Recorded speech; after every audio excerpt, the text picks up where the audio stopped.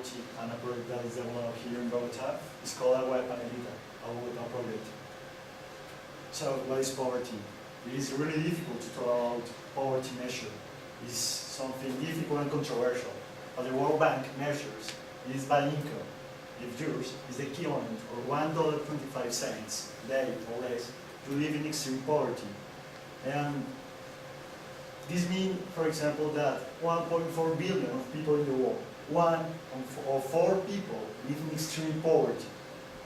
And can you imagine, for example, if you draw a line of $1.25, does that mean that anyone earning more is doing okay? Can you imagine something that earns $2? Is that okay? And how much can you tell about the person's life from one financial statistics? Well, let me tell you what is poverty trap. Poverty trap is a theory that says that what the factors that create poverty remains people poor. And what is poverty trap? Well, there are two views of points about to take this topic. One says that the people can leave the trap without any external intervention. And another says that there is not one poverty trap, that anyone can achieve their goals. And let me explain you these two views by these two graphs, the yes and the L graph. In this graph, there is a trap. Everyone can slowly get richer.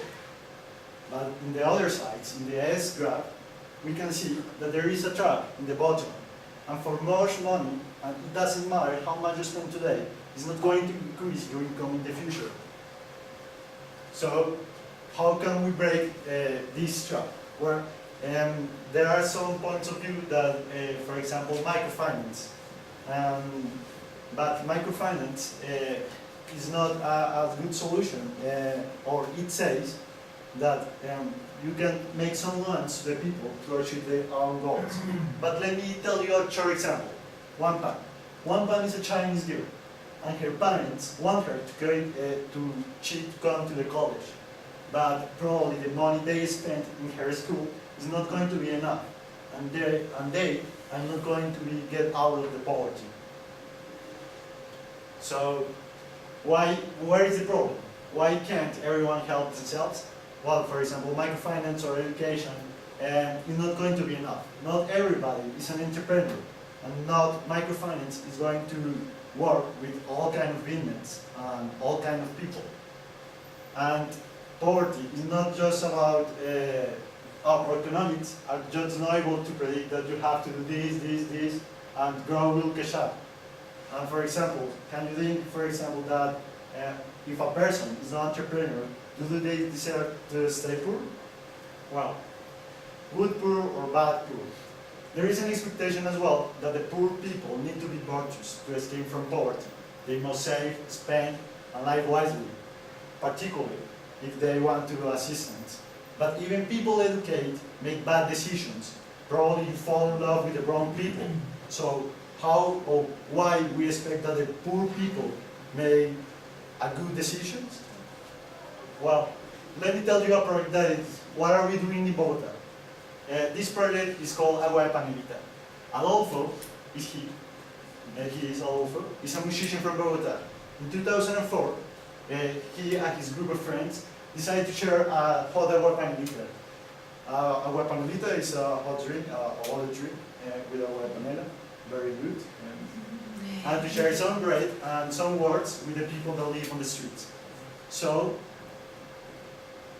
what do we do? This began on Saturdays and Friday nights. We met on Parque Los Periodistas, very near from the university, at 8 p.m.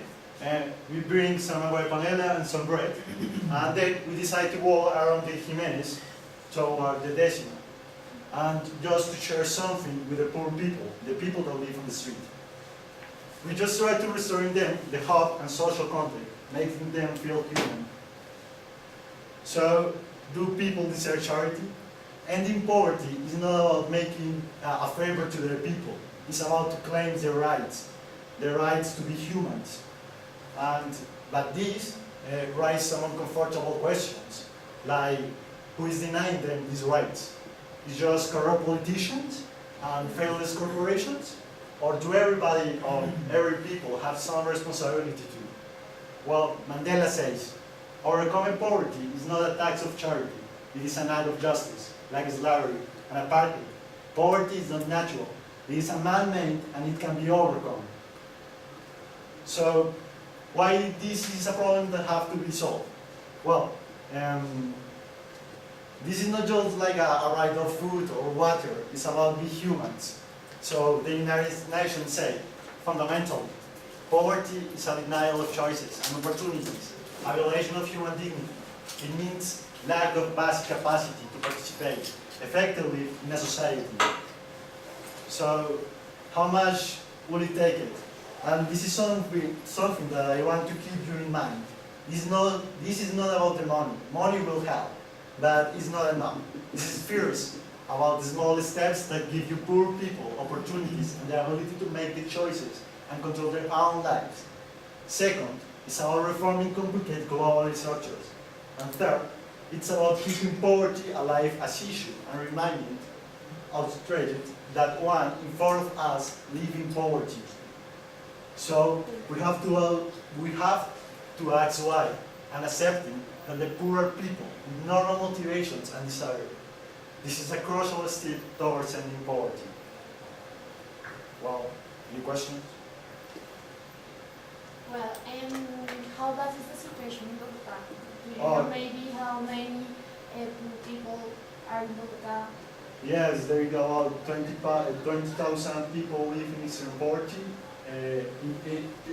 I mean, just in the just in the urban areas, because in Colombia, around of 48% are poor, and the 50% of the people in Colombia are in extremely poor. Okay, thank you so much.